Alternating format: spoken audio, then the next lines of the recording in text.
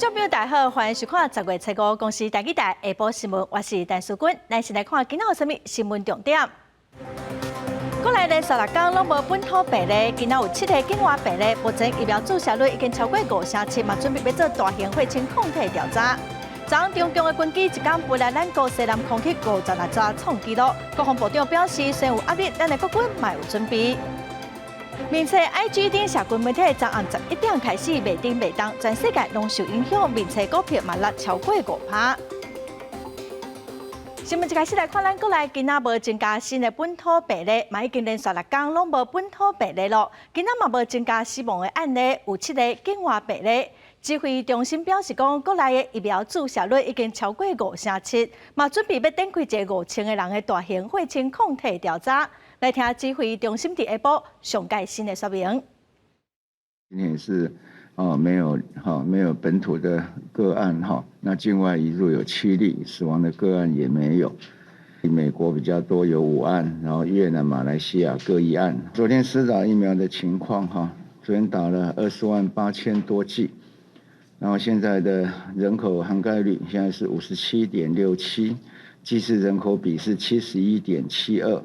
第2剂打比较多是18万，那昨天打比较多主要是莫德纳的第2剂血清抗体的这样的一个研究，是从这个捐血人这里面来的，针对大概4月25号到7月3号的捐血中心的血清存档的样本随机抽样共5000人。如果觉得说不想在这个计划里面，请在10月18日前致电1922，那留下相关的资料，那我们就会把它从这里面抽样的母体里面去除掉。咱国内疫情长河，指挥中心嘛放零防疫措施包括伫餐厅食食都唔免阁用假饭，办桌买当敬酒，也毋过有专家是建议讲，敬酒上好嘛是爱挂嘴暗，保持社交距离。昨咱国内嘛出现头一个自 BNT 疫苗死亡的案例。国内出现头一个自 BNT 疫苗了后死亡通报案例，个案是48岁中年男性，有慢性病史，死因也在调查。对此有专家提醒，自新冠疫苗1礼拜内，若出现喘气困难、胸坎痛、心脏皮破菜等症状，一定要赶紧就医。不管是莫德纳或者是辉瑞疫苗，它引起心肌炎的话，大部分是在打疫苗以后一个礼拜之内发生，但是1个月之内都有一些零星的报告。因为本土疫情长河，指挥中心宣布放零几啊项的防疫措施，像餐厅内容无需要用假饭，佮开放饮食之间的敬酒等行为。专家提醒，民众虽然会当离岛敬酒，但不上好也是挂嘴暗，人甲人也爱保持社交距离。最好不要互相勾肩搭背啊、拥抱啊这些亲密的动作你的手部的清洁也要特别的注意。另外，三林海边空旷的所在也会让解封，唔免挂嘴暗。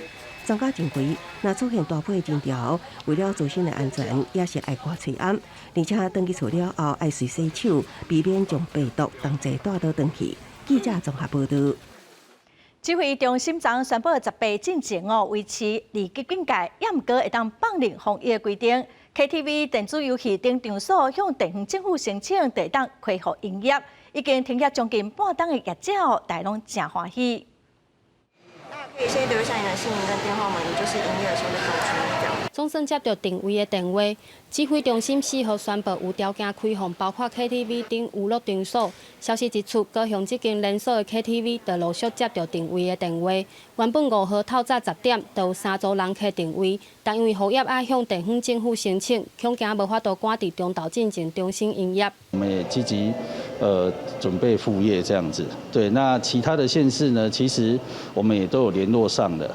对，那只是说可能还是都要等相关流程、相关的文件做最后的确认。虽然服务的时间还未确定，而且人客单回流大约2至3成，但业者认为会使营业就是好代志。一透早就准备好酒精喷枪、淡的纸巾仔、消毒包厢的桌面、麦克等等。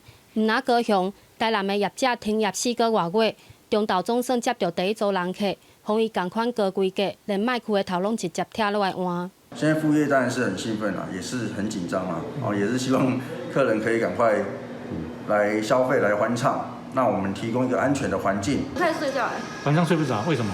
太想，就是一直想说我要唱歌爽，太久了。KTV 开放啊，但舞厅甲酒店还袂。台南的一间舞厅停业期间，每个月损失100几万。为着自救赶工改建舞厅甲包厢，要转型成自助式的 KTV， 就希望会当趁即摆 KTV 开放，较早复业，互员工有饭通食。记者陈焕武、柯建俊、温正雄高雄台南报道。拍麻将嘛有条件放零哦，也毋过嘛是爱挂喙暗、爱消毒、食名剂，嘛需要有假帮哦挂手套。也毋过餐饮哦已经毋免用假帮咯，即马超商卖地米卵、乌兰米花，卖当开放互人客家己去验。拍麻将的桌仔顶采透明的假帮，每一位朋友伫咧拍牌之前爱先进行食名剂防体温，上重要是爱挂水暗加手笼。希望5路场所放零的第一天。真久无拍牌的朋友讲，挂手笼拍牌袂啥关系。戴手套，这本来要摸牌，就是这样摸不准啊。6条、7条，真的惨了，可手感完全不，我本来功夫就不好了。因为手容易流汗，若挂手笼拍牌，牌会较骨，而且蒙牌时阵蒙较袂啥出来。牌友因拢讲会影响普通时的水准。为了要互来店内拍牌牌友会当拍了安心，业者除了已经做过2期有防射，也增加清洁消毒的次数。这2天来预约的电话真多。前2天就已经有很多询问的电话，大概到下午应该就会客满。国内疫情有较稳定，指挥中心也同意，餐饮伫咧店内食会当毋免采假帮。车商摕即个地效2家即个小的物件，民众会当家己摕，毋免用店员来摕。的确是比较方便，因为像上班的话，其实人潮蛮多的。然后如果都是之前都有店员帮忙加群，那其实店员其实自己也很忙碌。加完之后再多做消毒就好。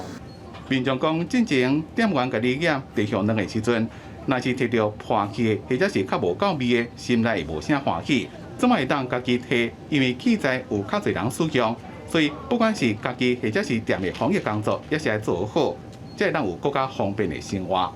记者综合报道。一礼拜6礼拜就是双十节的连假哦，防疫放零，佮加上10月初8开始，5杯羹就会当使用，各地拢想要抢生意。台东县政府今仔就提出讲，要提出500万的经费，送来台东的旅客黄金甲食客等农特产品。疫情较稳定，限制放松。台东县各景点即马人佫开始变多，双十节连续假期佫要来啊！台东县的旅宿业者订房的订单拢超过8成，为了要吸引更加侪游客，饭店业者毋但搭配初8开始使用的5倍券，另外佫加码优惠，希望会当抢更加侪生意。住宿双人房我们会再加码100块，那4人房我们会加码200，它可以用在夜市、用在餐饮、伴手礼。那住房的话，只要持任何一张5倍券来消费的话，我们就有一个5000元的抵用券，可以在下一次使用。台东县政府这么也宣布要撒有约台东2.0加码500万的优惠措施，10月开始到明年的9月30日，只要住伫咧台东的合法饭店、民宿1暗以上，就送台东金币加食客礼啊，有传3万粒金币加8粒市价，总共12个的大白食客。另外一个很重要的就是，除了平日之外呢，我们这次2.0是连假日您都可以来预约台东。就如果有住宿的折扣，或是有送一些吃的，会有让人想要去。业者甲县府强调，优惠加码的措施，限定伫台东县内夜市甲伴手礼，抑个文创商店使用，搭配5倍券的消费诱因，互游客双十连假时阵欢喜耍台东，带动当地经济。记者综合报道。来看有来民众小少去新北市瑞丰的建良林爬山，其中有一个人无细力哦，落落去山骹，消防队用6点外钟才甲人救起来送病院。有专家是提醒讲，这座山哦算是有难度，要爬山之前哦，嘛应该要有充分的训练。等者确保这条山的人该做先导者。消防人员紧急动员，徛伫咧山的上悬点，准备要睡觉，在山的确认安全防护。好，来，我准备下班哦。好。来，我速度会慢一点。顺着正行的山壁，正顺利向下骹降落去，因为地势正行，救援任务更加困难。是你刚刚摔下的时候头撞到吗？消防队员落去20公尺这枚山高，发现有民众头受伤，倒伫咧草坡内面无法度震动，赶紧把人送病院。我们研判是可能他第一个他没有相关的一些装备了哈，那第二可能登山经验也比较不足，哦对，那所以才会发生当天的状况。新北消防局讲，伫几工前有6位民众烧焦爬伫咧新北市丰嘅剑玲玲，其中一位姓刘的查甫人，爬到灵山时阵无顺利跋喺山坎内面。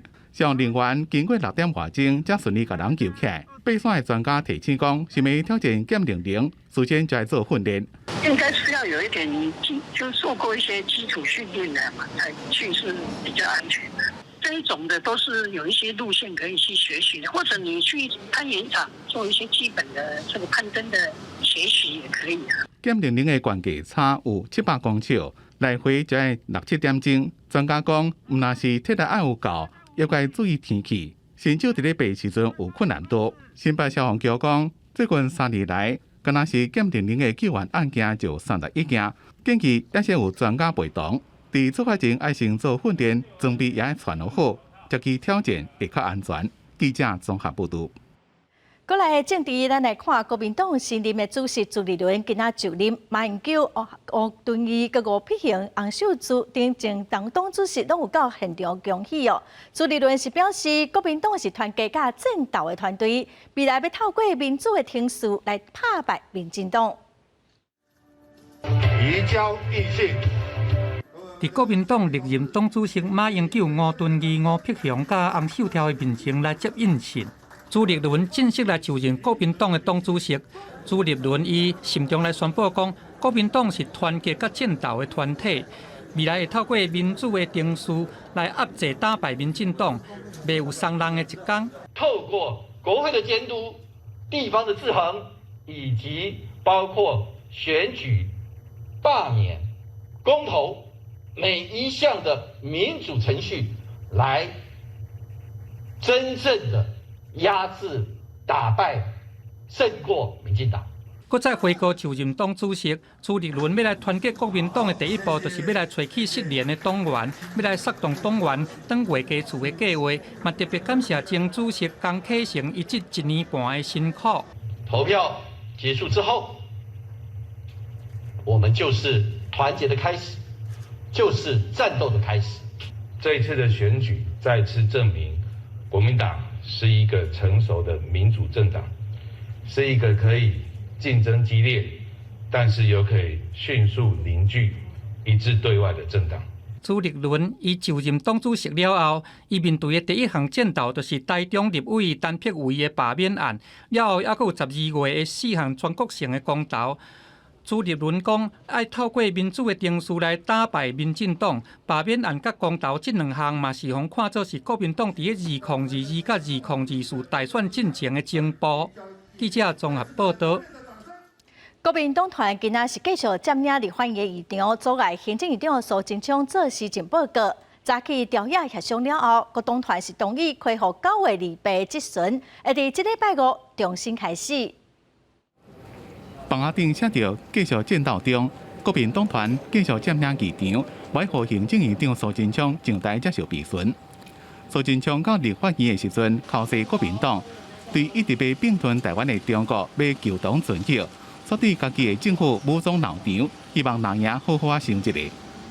国民党对一直要并吞台湾的中国，都可以说要求同尊义，搁置争议。对自己的政府、民主的政党，却一再武斗闹场，妨碍政府运作。伫咧经过早起的调解协商，总算有好消息。副议长蔡其昌宣布，针对9月2日总质询所引发的争议，国民党团即期程序无公平。国党团经过协商了，同意恢复起工的质询，伫这个月初8重新开始质询。陈指挥官要跟国人说清楚3+11的破口为什么会造成那么多的死亡，并依议事处原定名单及顺序，自10月8日星期五，院会重新开始质询，从邱显智委员开始进行政党质询。伊若对技术人员被指控无中立，替民进党立委开后门，这边协商要强势。早起7点，只敢开放议员的正门出入。对此，国民党团讲，这代表民进党团承认议事混乱、处理程序有问题，即阵规定重新开始。我觉得最重要，执政党还是要负最大的责任，因为不管说是这个执政，还是在国会上的席次哈，因为全面执政就要全面负责。针对高铁宜兰的地点争议，交通部长王国材被立委呛声讲爱下台负责。对此，苏贞昌是讲代志会当豆豆仔来，听取立委的指教。王国材是讲会努力甲地方达成共识，找到上适合的所在。记者综合报道。来看昨中共的军机一天飞来咱国西南空域56抓，创纪录。国防部长邱国正早起是表示，这对国军造成正大的压力。毋过，嘛是当讲是一种帮助，提醒咱国爱好好准备。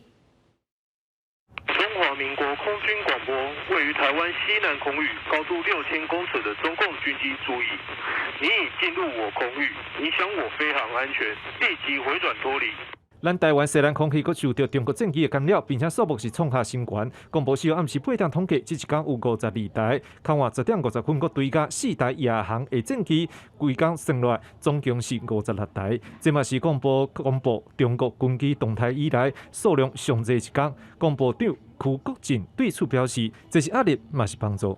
的确造成蛮大的一个压力，但这种压力，我跟我们同仁讲，这压力也是对我们来讲一个助力。督促我们做好战备准备，我想这个正反两面嘛，我都有思考。他们的领导人呢，应该是要向他的国人呢，来这个彰显说呢，他们的这个整体的这个军事的国力呢的提升。我想这个是他们10月1号的这个国庆呢，比较重要的一个项目。因为英国海军伊丽莎白女王号的航空母舰打击群4号是通过吕宋海峡进入到南海，并且做演训。近2天，2号到3号，各伫日本 Okinawa 西南海峡，甲美国、日本等国总共6国的海军来做联合演训。各界认为大量的中国军机接近这附近的海峡，甲这有关系。嘛，学者认为中国军机正接来，并且数量嘛愈来愈增加的状况之下，嘛反映出因的飞行员的训练已经进入到新的阶段。随着它这个歼16机队的规模不断的扩大，那各单位的作战能力、海上飞行能力不断的增强，以后类似这种歼16长距离飞到台湾防空识别区南部、东南部的状况，说不定频率也会开始增加。美国国务院发言人普莱斯嘛对中国大量军机来干扰台湾表示，美国强烈希望北京卖伫军事、外交和经济上来压迫台湾。日本新的首相岸田文雄嘛表示，中国伫东海、南海等等所在，也是想要改变即卖现状的作为，对着中国爱讲的嘛是爱讲。记者张志雄、陈立峰台北报道。咱再来看经济部贸易局跟美国亚利桑那州、还有新密西根州的政府签署 MOU， 望讲会当搭台湾来合作解决半导体欠货问题。明年嘛伫美国来举办台湾形象展。美国商机日10周年这一天，经济部贸易局甲美国州政府签署 MOU。美国商务部代理副助理部长史蒂芬斯透过视讯甲台湾连线，强调拜登政府真重视台美经贸关系，佮希望甲台湾政府合作解决全球欠半导体问题。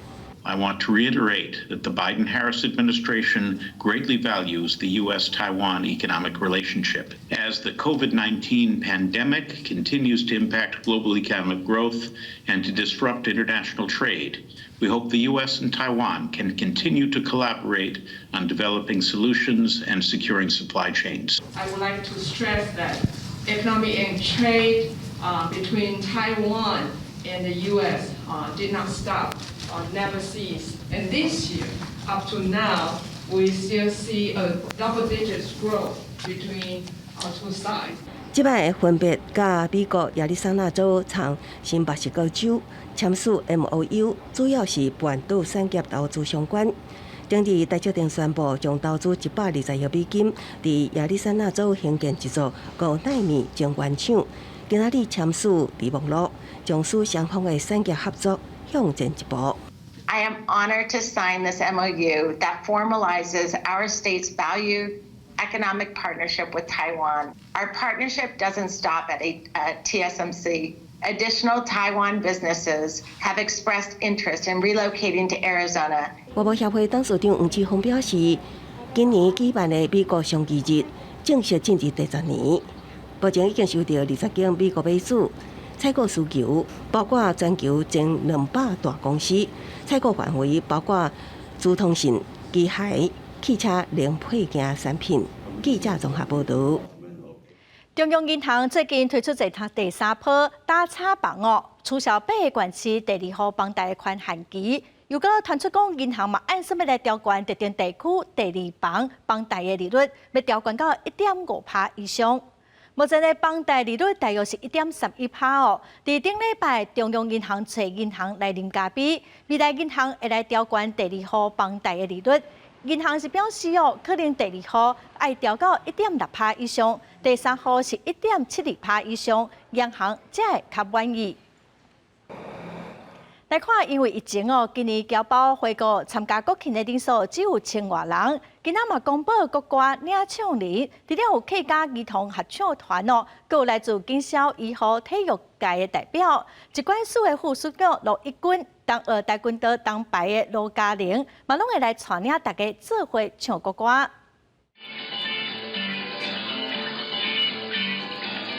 少年老港姐3台跳舞的人伫个街仔顶悬来跳舞。展现出热情的活力。TBC 跳舞的人会伫今年国庆的大典顶悬，展现出跳舞特殊的魅力，来斗打得要到的双十国庆。各演出团体嘛拢是安尼规个下礼饼加强来准备。斗打音乐甲节奏，只爱成员因的动作坐。当年国庆拢会请真侪民众咧看的这款三军乐仪队，把握上尾几天的机会来排练。希望讲会当伫国庆这天有更较精彩的演出。新冠肺炎的疫情煞咧拖，才打经过3级疫情警戒的台湾，今年要是要举办实体的国庆，这嘛是要来展现出台湾防疫的成果。举办实体的活动，在此我要代表庆筹会向第一线的医护人员、防疫人员等致敬。今年带头唱国歌的，除了有客家儿童合唱团，也佫有医护、警消和体育界的代表，包含疾管署的副署长罗一军。我们今年会降载到6000，我有跟罗一军开玩笑说：“一军，你这几天起床，是不是要练习发声一下？”不过受到疫情的影响，侨胞入境了后，也是爱先做居家检疫和自主健康管理21天。所以今年回来台湾参加国庆的人数，敢若有1000多个。疫情跟这个航班都不稳定，大约有10到30几位来自这个非洲。去年是3倍券，今年是5倍券啊！买水果啦，还有这个参加这个旅游啦，到餐厅吃饭啦。今年摒头渡回来的侨胞是住伫澳洲30多年的廖桂兴，伊是第11摆来参加双十国庆，侨委会还会补助3000块。鼓励侨胞回来振兴台湾的经济。因为今年国庆晚会会头一摆选伫新竹的空军基地，宴会是伫个20年了后，才伫个高雄的港区来办，一切拢伫个防疫的规则内底来进行。记者综合报道。来关心社群媒体 Facebook、Instagram 跟 WhatsApp 对昨暗11点开始后的袂顶袂动，全世界拢受到影响，并且股票继续慢落超过5.5%。你敢无收到我单传互你的信息？咱等一日约会敢抑阁准算，照做 FB、IG 加 WhatsApp 的用户，无论是伫咧开讲安排行程看信息时阵，突然间各种看袂到信息。伫各种了，推特出现 FB 的大文，讲知影有一寡用户伫咧使用上出状况，正赶紧修理。IG 加 WhatsApp 的用户也有这种回应。I'm always on that app, so it sucks. It's the worst. It hasn't affected me at all because I don't use any Facebook or Instagram or any of those social media. A lot of people get addicted to it. 根据监测网络状况的网站，当 Detector 的资料 ，FB 差不多各种1点钟拢无法度入去 ，IG 加 WhatsApp 会当看旧的网页，毋过无法度打文或者是传信息。专家讲有可能是网页名称系统 DNS 故障。伊是个人看护的网页名称，转做机器看 IP。I am cautious to assign any kind of malicious activity to these things. It turns out that there was an internal slip up that caused the outage. The DNS service that Facebook operates in order to translate things like Facebook.com to a numeric sequence that the computer can go and 治安专家讲，有一寡公司伫咧经营网络配置时阵，也会出现故障。今年6月，美国云端运算服务商 Fastly 就出现这种情形，一当阵就断线50分钟。FB 的估计伫咧随时半钟的交易半超过5%，而且麻烦毋难一件。伫各种进程，有就以霍根逼出几落百万页内部的研究甲文件，讲公司知影家己的平台被用来传播受婚、暴力甲错误的信息。公司为了家己的利益，暗砍这寡证据。公司新闻黄文玲编辑。咱再来看伫纽西兰第二塔病毒佮继续在传，严格总理阿尔登宣布讲，初5返点开始要分阶段来结束奥克兰防疫限制。总理是讲要完全无新的病例是真困难，要学习甲病毒共存。纽西兰政府嘛宣布讲，11月初开始外国旅客只要做过22款名单顶头的疫苗，就会当入境。这其中嘛包括咱台湾的高端疫苗。民众注新冠疫苗，希望会当免受到病毒的威胁。纽西兰的疫情还未松透，初时就先增加29个病例，互总数来到1357例。其中大多数的病患拢是伫咧上大的城市奥克兰，安尼嘛，互当地封城挖要50天。不是个纽西兰的总理阿尔登，伊伫咧初时宣布讲，会分阶段豆豆来松透这款防疫的限制。Even with the long-term restrictions we've had, blatantly you'll see we haven't reached zero with that. Previously, lockdowns may have achieved that. In fact, they did. But we do have a different set of circumstances. Delta, the nature of the outbreak, but at the same time, we also have vaccines. 阿尔登强调讲，因为疫苗的工作已经做甲真顺利，目前已经有48%的人完全有来注疫苗，所以讲刷落来会豆豆来松透防疫的限制。伫初5的暗时开始，民众就会当去郊外来做休闲活动。另外，从11月初1开始，外籍旅客只要有完整来注过新冠疫苗，安尼就会当来入境纽西兰。政府的疫情专网公布22款核准的疫苗的清单，其中包含 AZ、Moderna、辉瑞 BNT 甲台湾的高端疫苗。另外，这个疫情同款无通好的，还有澳洲的维多利亚省。当地伫初5这天就已经来封城第246天，这超过阿根廷的布宜诺斯艾利斯，成做全世界封城上介久的城市。Nothing short of brutal lockdowns have broken the hope of a lot of our small business operators. It was an awful sacrifice, but what a triumph ultimately to have driven cases back down to nothing. 澳洲政府表示讲，希望会当伫咧10月26的时阵，互16岁以上的人口内底有8成来完全接种过疫苗，到时阵才会甲这个防疫的规则甲放互令。公司新闻郑依仁编译。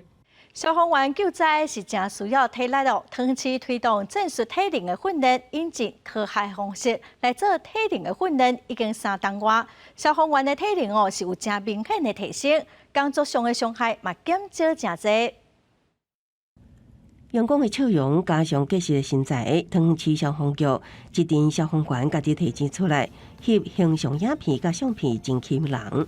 实际上，消防员救灾救护名人真侪无确定性，拢需要用大量体能，敢若有来是袂用力，也爱靠技巧。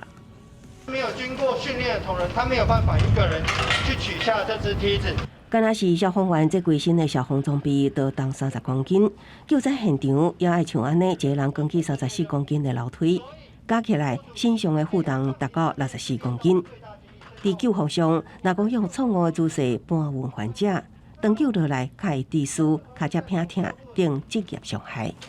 我们在重量训练中就会借由硬举、相扑硬举或是传统硬举，来增加我们的最大肌力，然后最后再转换到我们的勤务所需。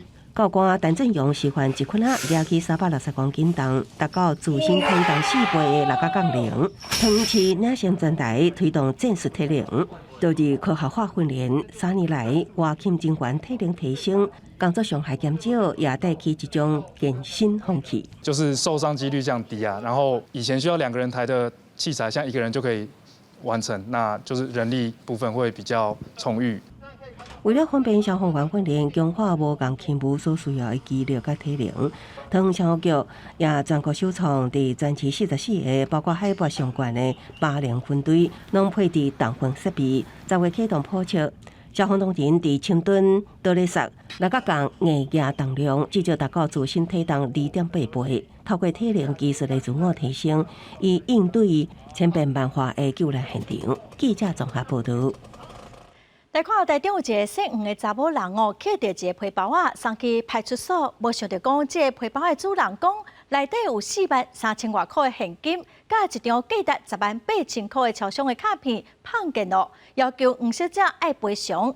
也毋过检察官后来是裁定讲，并无证据会当来证明讲皮包内底有这个物件，所以这案件无起诉。超商的人客来来去去，但是煞有人因为捡到别人的皮包去控告侵占。去年8月，一个姓黄的查某人伫咧超商捡到一个皮包，送去派出所招领，但是煞互姓陈的失主认为讲，内底减43000外块的现金，搁一张价值108000块的超商振兴卡，毋若要告侵占，搁要求偿152000块。被告是主动把所捡到的皮夹送到警察局，并不是事后。警方透过监视器或相关证据查获，并没有证据证明被告涉嫌侵占。检方认为讲，姓黄的查某人主动把捡到的物件送去派出所，嘛无证据会当证明讲皮包内底有遮尔侪钱，所以用刑事诉讼的无罪推定原则，无要甲查某人起诉。也若是民事求偿的部分，嘛互法官驳回。姓黄的查某人嘛家己提证据，强调讲皮包内底无法度钱遮尔侪现金。因为这件代志，不少民众就烦恼讲，好心捡到物件，煞去互失主误会。对我可能会尽量不去碰它。对啊，因为避免说有一些争议啊。对，什么钻石什么东西啊，这个真的很难去认定说你当初掉的时候是有几个，我捡到的时候是几个。因为有民众烦恼去互误会，有律师就提醒，若是去捡到物件，除了送互警方以外，清点的时阵嘛要有第三方在场。查验遗失的是何人时，建议是在会同招领地点由当地的机关、学校或警员会同查验。律师表示，清点捡到的物件时阵，也是要有警察，也是其他人见证，而且捡到甲清点的时阵，拢爱录影才会当保护家己，避免引起后续争议。记者综报道。女性穿生理假是性别工作平等法保障的权益，也毋过台中雾峰有一间长照机构的社工是控诉讲，伊的头家竟然要求讲要穿生理假，爱摕英国卫生棉来证明哦。伊嘛质疑这个头家有减保劳健保的状况，相关的单位嘛已经在调查了。社工肖小姐伫咧律师的陪同之下出面控诉，今年9月向另一个长照机构请生理假，去予雇主要求需要出示用过的卫生棉，机构甚至伫咧内部的群组顶悬公告，造成伊心理上的无爽快。我请生理假，然后老板就是在公司公开的群组，就是传说9月30后要请生理假的人要减负卫生棉片给主管看。我心里是会觉得说，生理假本来就是给我们女性的权益。你请这个生理假是不需要减负相关的证明文件的。对，那在这样的状况下，其实等于是说法律已经有一直在进步的修法了，但是我们发现说，其实雇主的心态好像没有再去改变。肖小姐事后离职，才发现雇主无帮伊保劳健保。这间伫咧台中市雾峰的长照业者表示，请生理假需要出示卫生棉是9月10号的内部决议，但是因为女性员工反弹，迄一天就撤销公告。另外，无保劳健保是行政过失。9月10号上午提出，9月10号下午才8个小时我们就撤销了，所以我们没有任何一个同事被要求生理假要提出证据，我们自己也承认了，只是忘记加保了，这是行政方面的疏失。台中市府9月23号曾经到这间长照机构联合稽查，业者当时无法度提出完整的资料说明。劳工局表示，若是违反劳基法甲性别工作平等法，相关会使处30万的罚款。若是无配合限期改善，卫生局上当会使取消政府派案合约。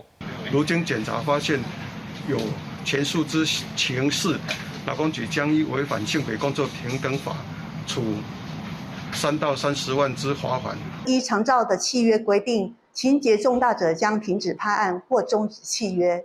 台中市劳工局要求业者10月7号到案报件说明，消息者另外会针对雇主劳保劳保的部分，会来申请劳资争议协调。记者台中报道。国内囡仔接受器官移植的机会是比大人减少真济哦。台北永靖去年成功完成一个1岁3个月查甫囡仔移捐出2边腰子的移植手术，嘛互2个细汉查囡仔哦，唔免搁一世人洗腰子。手内摕到红包，就算是挂水烟也看会出笑甲真欢喜。5岁李小妹妹自一出世第4天就开始洗腰子，一礼拜爱洗3遍。过程时间真长，搁真痛苦。到4岁时阵，伊总算等到奇迹，接受1岁3个月9点8公斤查甫婴儿腰子。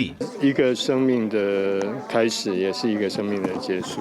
那我们很感谢愿意把肾脏捐出来的这位小天使。另外，9岁徐小妹妹接受另外一粒腰子，台北的营总创国内体重上轻的大爱器官捐赠，并且把2粒腰子分别送给2个患者，也总算让徐小妹妹摆脱3年来洗腰子的折磨。大家在吃午饭的时候，我要回去洗肾，所以因为阿嬷有时候都会很晚来，所以我只能看着大家吃。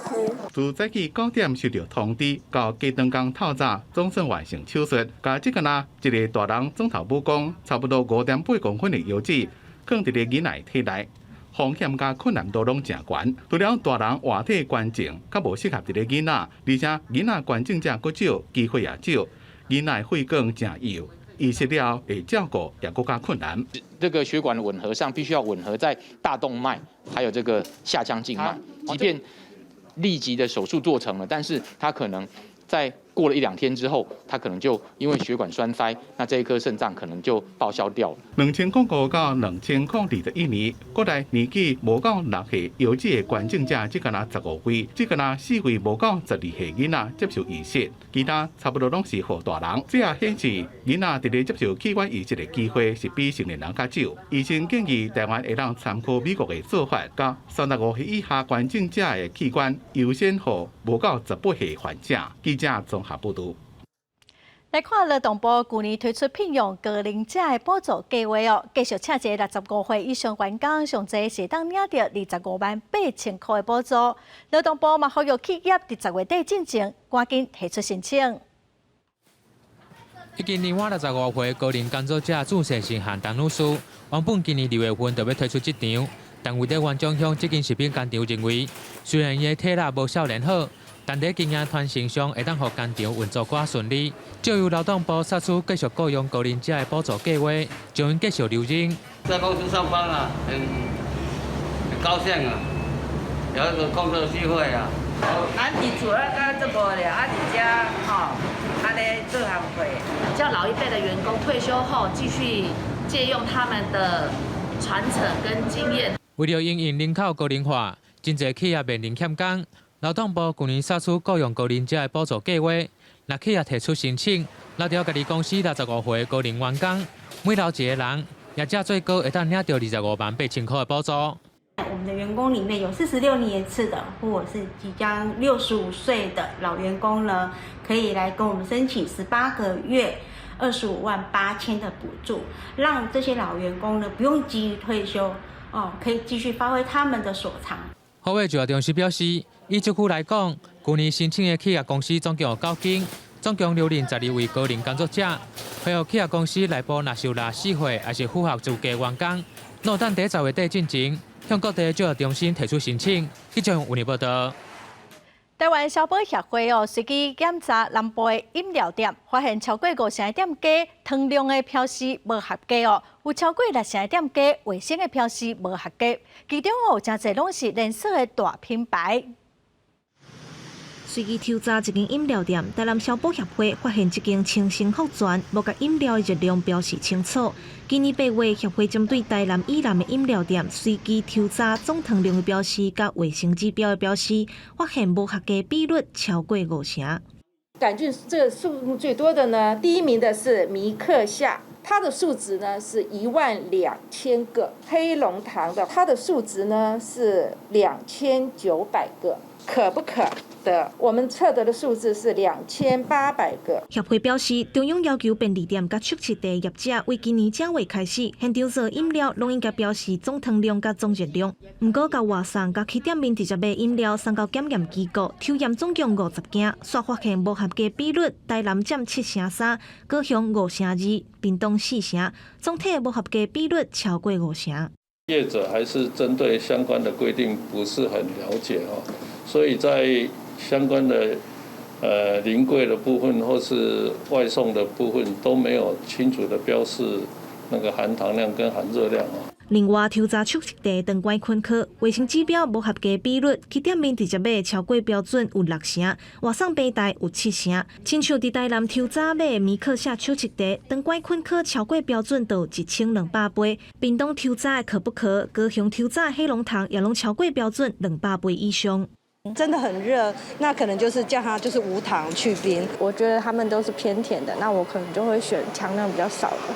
民众讲，咧买饮料进前拢会注意糖量，大部分也拢会选无糖饮料，保障健康。若长乖困壳超过标准，还有总糖量标示无清楚的状况，台南、高雄、屏东等等的地方政府也搁咧了解当中，暂时也无回应。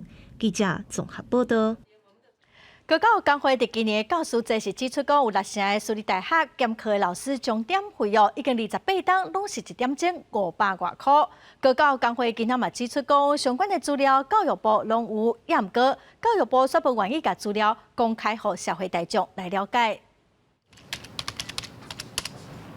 教育部要求各大学每年上网填报学务资料，不过高教工会发现有真侪资讯拢无公开伫咧资讯平台。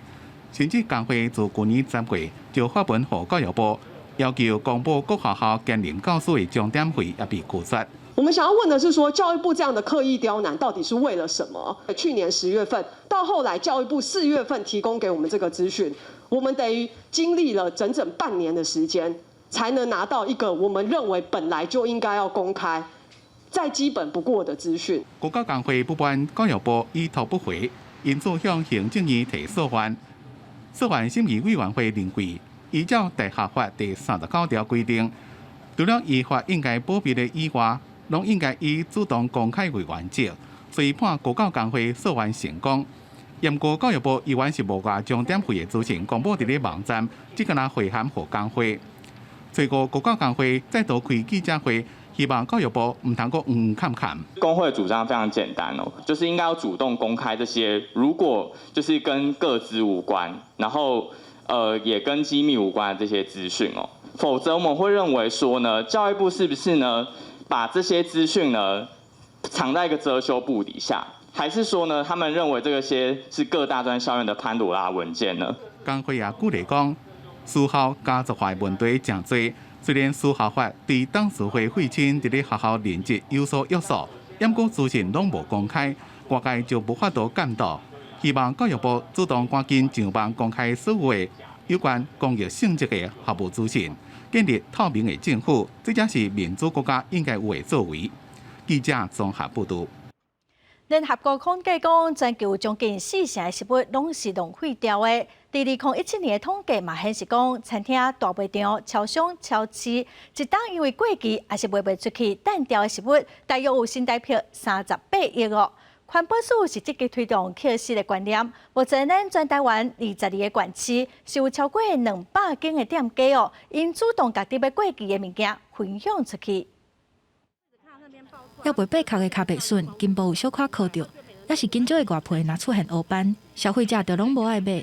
毋过若是甲皮剥掉，内部是也拢好好。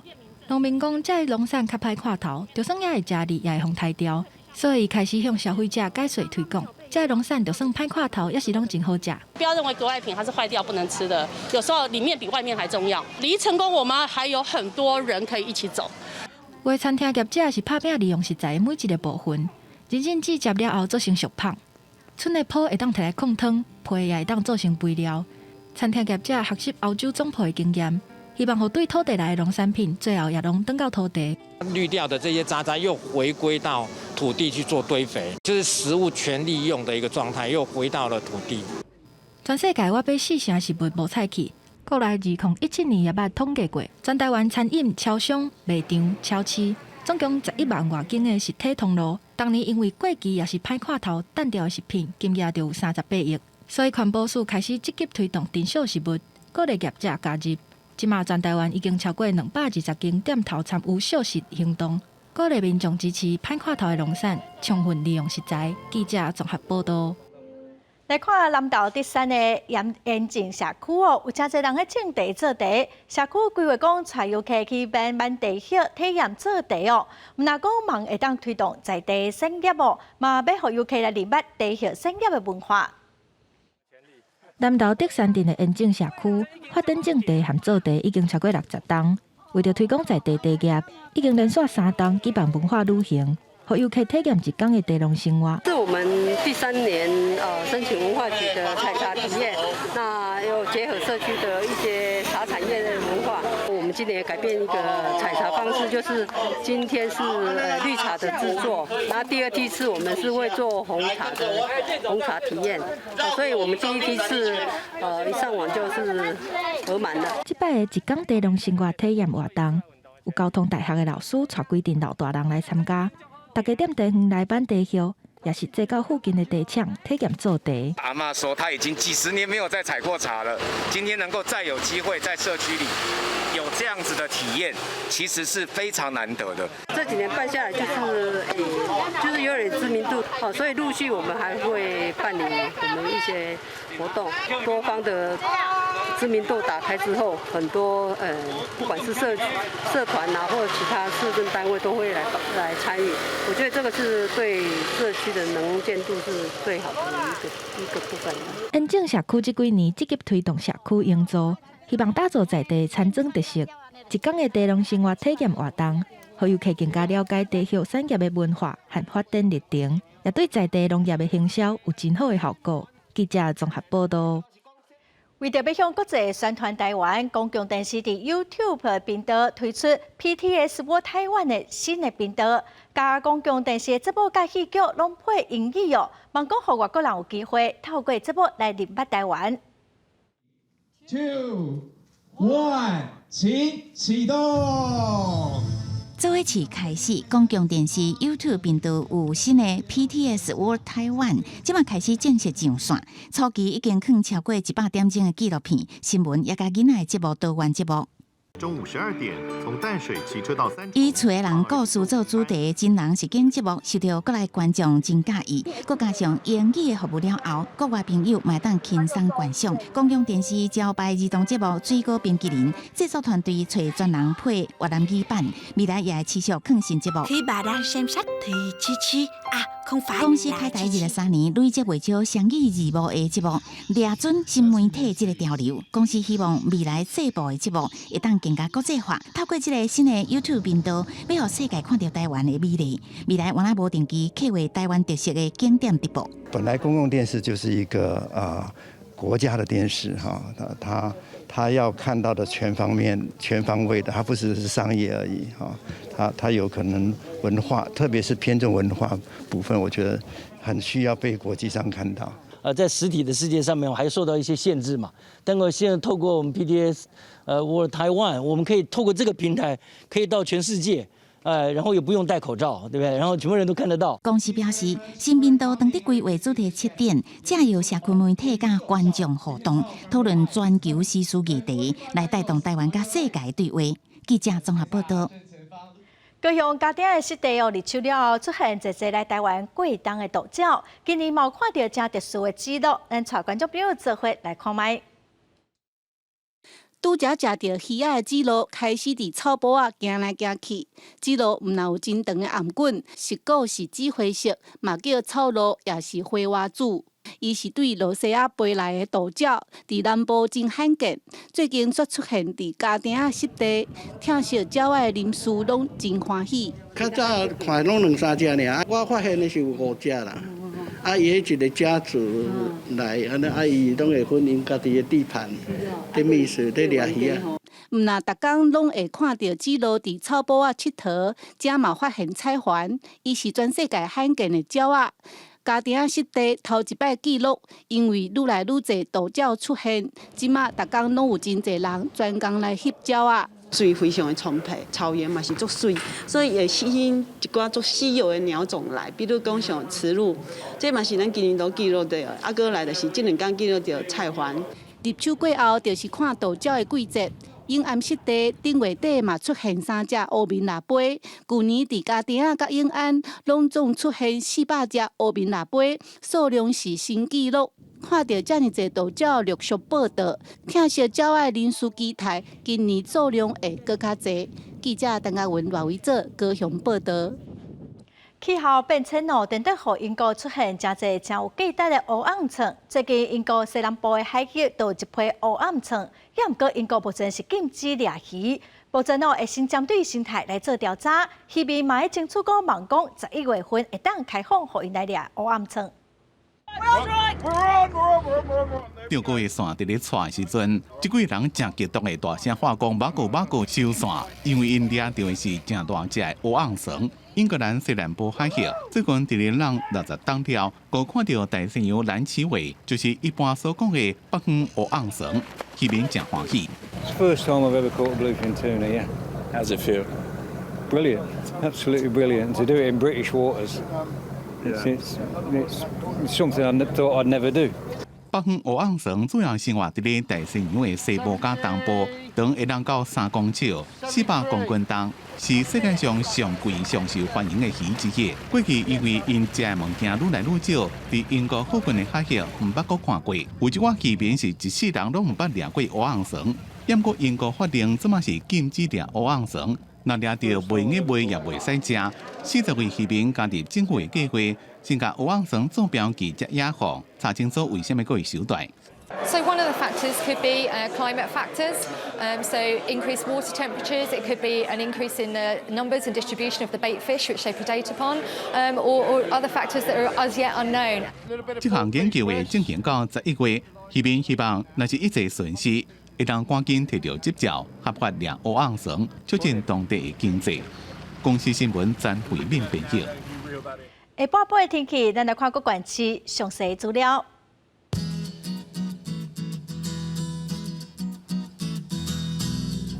北部地区上低28度，上悬35度；中部地区上低29度，上悬35度；南部地区上低29度，上悬35度；东部地区上低28度，上悬32度。外岛地区上低27度，上悬34度。感谢观众朋友收看《公视台语台下晡新闻》，我是陈淑君，明仔载下晡3点，咱再会。